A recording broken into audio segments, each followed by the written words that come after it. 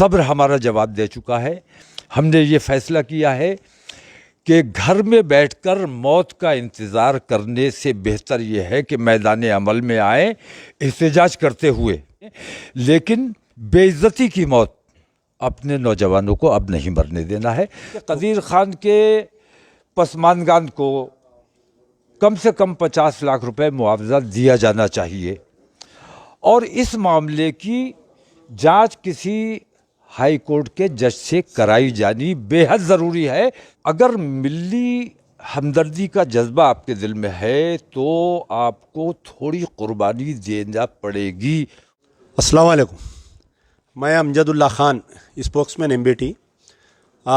मेरे साथ फ़िलहाल आप जो देख रहे हैं उत्तर प्रदेश बरेली की नहीं बल्कि सारे हिंदुस्तान की एक मायनाज शख्सियत मौलाना तौक़ीर रज़ा ख़ान साहब क़िबला यहाँ पर मौजूद हैं और कई मामलात में तबादले ख़याल हुआ। एक्चुअली मौलाना जो है हुबली में एक जलसा करते, फिर उसके बाद में गुलबर्गे में जलसा किए और कल सुबह यानी आज सुबह की अवेलिन वक्तों में फिर वापस दिल्ली जा रहे हैं। तो दारुल अमान पर आए थे हमसे मुलाकात करने के लिए। हमारे से बहुत पुराने रवाबित है और एक सरपरस्त की हैसियत से हमारी फ़िक्र करते रहते हैं हमेशा से। तो मौलाना की मौजूदगी से कई वाक़यात पे डिस्कशन होते आ रहा है। तो एक दो तीन सवालें थे जो आवाम भी जानना चाह रही थी, कई लोग इस बारे में।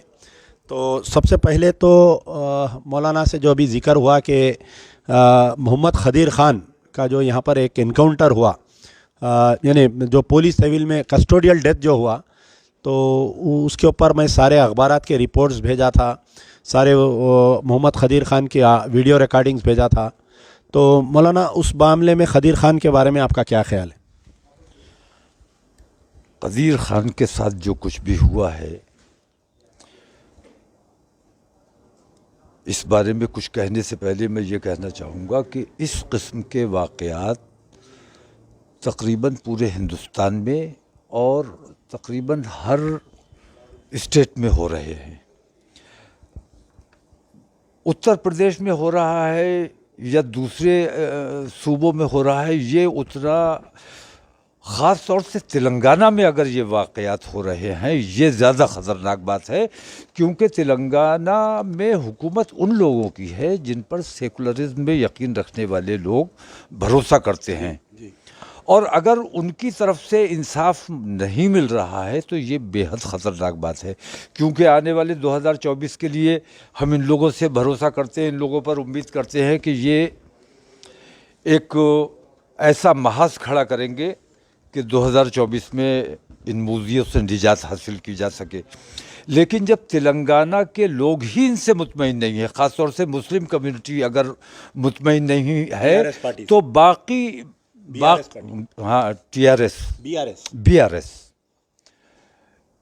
तो बाकी हिंदुस्तान के लोग इन पर कैसा भरोसा? जब तेलंगाना के लोग बताएंगे कि भाई ये काबिले एतमाद हैं, जब हमें ये पता चलेगा कि जिसके साथ जुल्म हुआ, ज़्यादती हुई, उसको इंसाफ मिला, तब आगे भरोसा किया जा सकता है। तो मैं यहाँ के मुख्यमंत्री से ख़ास तौर से ये दरख्वास्त करूँगा कि कदीर ख़ान के साथ जो ज़्यादती हुई है, जो उसके ज़िम्मेदार हैं उनको सज़ा मिलनी चाहिए और उन पर कत्ल का मुकदमा कायम किया जाना चाहिए। दूसरी बात यह कि कदीर ख़ान के पसमानगान को कम से कम 50 लाख रुपए मुआवजा दिया जाना चाहिए और इस मामले की जांच किसी हाई कोर्ट के जज से कराई जानी बेहद ज़रूरी है। तभी हम ये समझेंगे कि इंसाफ हो रहा है, वरना 2024 के लिए जो आपकी कोशिशें हैं उन कोशिशों पर भरोसा नहीं किया जा सकता। मौलाना, जैसा कि आपको ये भी मालूम होगा कि 2014 में तेलंगाना कायम हुआ, उसके बाद में चीफ मिनिस्टर KCR साहब बनने के बाद से एक आलेर में जो इनकाउंटर हुआ जिसमें जुडिशल कस्टडी में 5 मुस्लिम बच्चों को शहीद कर दिया गया और उसके बाद में जो है NHRC national human rights commission की एक रिपोर्ट आई थी कि इनकाउंटर फर्जी है और जो पुलिस वाले ज़िम्मेदार थे उनकी तनख्वाहों में से पैसे काट के फ़ी गज़ बच्चों को 5 लाख रुपए दिया जाए, और वो रिपोर्ट आज की तारीख़ तक भी अमल में नहीं लाई यहाँ पर। और एक ये हुआ कि हमारे तेलंगाना में 5 मसाजिद को शहीद कर दिया गया, आपके इल्म में होंगी वो बात। सेक्रेटेरिएट की तामीर के वक़्त जो है 2 मसाजिद को शहीद कर दिए, अंबरपेट में एक मस्जिद एक खाना को शहीद कर दिए, कोत्तागुड़म में एक फॉरेस्ट एरिया है हमारे कने जंगल में, वहाँ पर एक एरिया को शहीद कर दिए। तो जब भी तेलंगाना के मुसलमानों के साथ कोई ऐसे वाक़यात पेश आते हैं तो मरकज़ी कायदीन जो दिल्ली में जो मुस्लिम लीडरशिप है या जो मरकज़ी मुस्लिम लीडरशिप है, जैसा जमीयतुल उलमा के 2 धड़ है, कभी तेलंगाना के मुसलमानों के ऊपर जुल्म होता कोई आवाज़ नहीं उठाते। जमात इस्लामी है, कभी तेलंगाना के मुसलमानों पे जुल्म होता आवाज़ नहीं उठाते। यानी कई ऐसे लोग हैं। तो क्या वजह है कि तेलंगाना के मुसलमानों के साथ, यहाँ तक कि नेशनल मीडिया में भी, अब आप देखिए इतना बड़ा वाक़या हुआ, राजस्थान का वाक़या जिस दिन हुआ उसी दिन ये वाक़या भी हुआ, लेकिन कोई नेशनल चैनल नहीं बताता। तो क्या वजह है ये हमारे साथ ऐसा एक मैदरमा का सलूक क्यों किया जाता तेलंगाना के मुसलमानों के साथ? बल्कि यहाँ हैदराबाद में तो हिंदुस्तान के सबसे बड़े लीडर जी, मुसलमानों के सबसे बड़े कायद अल्हम्दुलिल्लाह यहाँ रहते हैं, और उनकी ये जिम्मेदारी थी कि ये मामला बाहर आने से पहले कदीर ख़ान को इंसाफ मिल जाना चाहिए था।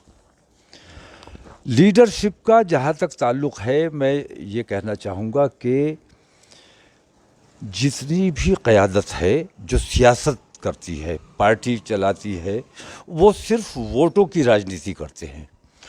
उनको मिल्लत के मसाइल से उतनी दिलचस्पी नहीं है। मिल्लत के मसाइल का रोना रोकर और मिल्लत को खौफज़दा करके भारतीय जनता पार्टी से डराकर और हिंदूवादी संगठनों से डराकर वोट हासिल करना, वही काम बीजेपी हमारे साथ करती है, वही काम वो ये तमाम नाम निहाद मुस्लिम कायदीन हमारे साथ कर रहे हैं। मेरी भी अपनी पार्टी है, आपके इल्म में है जी। लेकिन पिछले 10 साल से मेरी पार्टी ने चुनाव नहीं लड़ा, इसलिए कि मैंने ये महसूस किया कि हमारे लड़ने से फ़िरका परस्ती को कहीं फ़ायदा पहुंच रहा है। तो मैंने अपनी पार्टी को सरेंडर किया, चुनाव नहीं लड़ाया। तो अगर मिली हमदर्दी का जज्बा आपके दिल में है तो आपको थोड़ी कुर्बानी देना पड़ेगी। कुर्बानी के बगैर आप अपनी मिल्लत का काम नहीं कर सकते, और कुर्बानी का जज्बा अगर आपके अंदर नहीं है तो आप मिल्लत के साथ जो जुल्म ज़्यादती होता रहेगा उसको आप देखते रहोगे, नज़रअंदाज करते रहोगे। वोटों की राजनीति करने वाले तमाम लोग, वो चाहे बीजेपी वाले हों या कांग्रेस वाले हों या ये नाम निहाद मुस्लिम कायदीन हों, बहुत सी मुस्लिम जमातें हैं, लेकिन सबका रवैया मैं ये देखता हूँ कि वो सिर्फ वोटों की राजनीति करते हैं। मुसलमान के मसाइल की तरफ ईमानदारी से कोई तवज्जो नहीं देता। आज जो आपके पास आया हूँ, मैं इसी मकसद के तहत आया हूँ कि पूरे हिंदुस्तान में जो माहौल बना है और बेईमानों की सरपरस्ती की जा रही है, नरेंद्र मोदी ख़ास तौर से बिल्कुल नाबीना होकर बैठे हुए हैं, और बजरंग दल और विश्व हिंदू परिषद जैसी तंजीमें पूरे मुल्क में नंगा नाच नाचा जा रहा है और जुल्म व ज़्यादती की इंतहा हो गई है। तो हमने मांग की है बार बार, लेकिन सुनवाई नहीं हो रही है। हम अपने बच्चों की लाशें, अब्दुल कदीरों की लाशें, जुनैद और नासिरों की लाशें कब तक उठाते रहें? हर ज़िले में तकरीबन ये लाशें हमें उठाना पड़ रही हैं। अब हमारे अंदर सब्र हमारा जवाब दे चुका है। मैंने ये प्रोग्राम बनाया है कि बरेली से, क्योंकि बरेली मरकज़ अक़ीदत भी है और वहाँ से जो आवाज़ उठती है उसका कुछ असर होता है, हुकूमत पर भी असर होता है। लेकिन इस वक्त बेईमानों की हुकूमत है, उनसे हम किसी किस्म की कोई उम्मीद नहीं रखते हैं। हमने ये फ़ैसला किया है कि घर में बैठकर मौत का इंतज़ार करने से बेहतर ये है कि मैदान अमल में आए एहतजाज करते हुए। अगर हमें जान देना पड़ती है तो हम जान दें, लेकिन बेइज्जती की मौत अपने नौजवानों को अब नहीं मरने देना है। तो हुकूमत से हम मांग कर रहे हैं और राष्ट्रपति को हम ज्ञापन देने जाएंगे। उसमें एक नाम आपका भी रहेगा, क्योंकि पूरे हिंदुस्तान की उसमें नुमाइंदगी होनी चाहिए।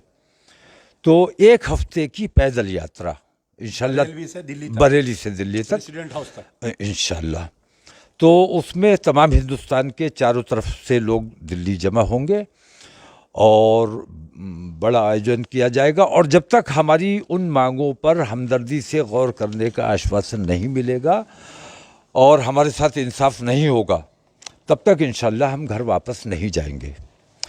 तो इसके लिए मैं हर सूबे में जा रहा हूँ और बेदारी पैदा करने की कोशिश कर रहा हूँ कि ये जुल्म बंद होना चाहिए। नरेंद्र मोदी की सरपरस्ती में मैं बार बार ये बात कहता हूँ और आज आपके सामने भी ये बात दोहरा रहा हूँ कि नरेंद्र मोदी का किरदार आज की तारीख में बिल्कुल वही है जो महाभारत में धृतराष्ट्र का हुआ करता था।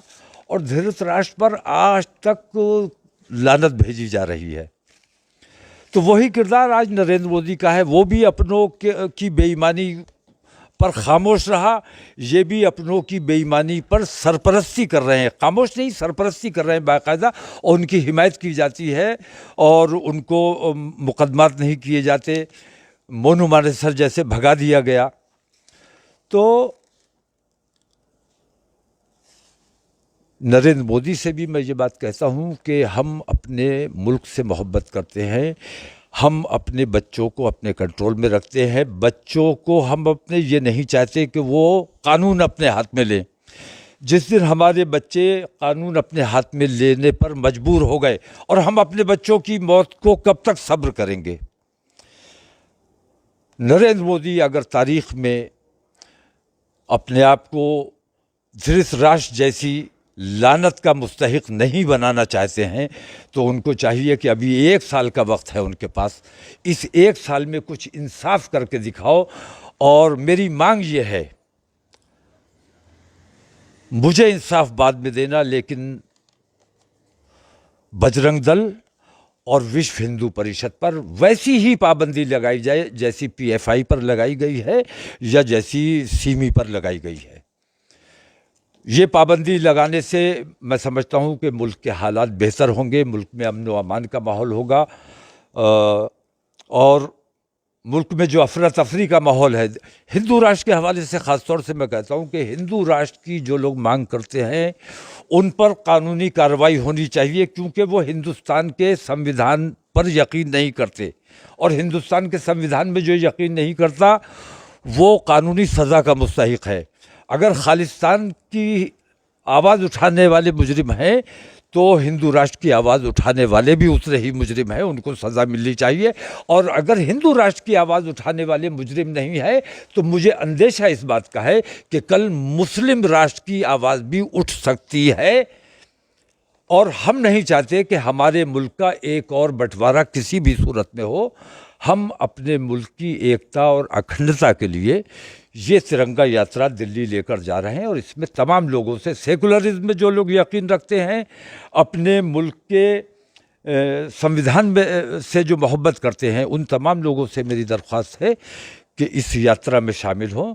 इंशाअल्लाह उसमें हमारे अमजदुल्ला खालिद साहब भी शरीक होंगे और हिंदुस्तान के दूसरे सूबों से भी ज़िम्मेदार शख्सियात, हमारे मुल्क की राष्ट्रपति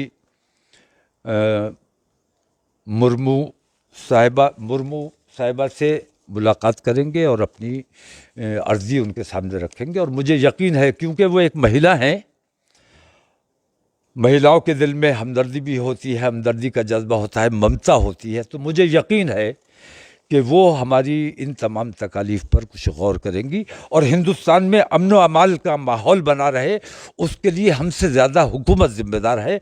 और हमारी इस यात्रा में कहीं बदअमनी या ये आतंकवादी जो है ये किसी किस्म का खलल डालते हैं या शरारत करते हैं, तो उसकी ज़िम्मेदारी हुकूमत की होगी, उसकी ज़िम्मेदारी हमारी नहीं होगी।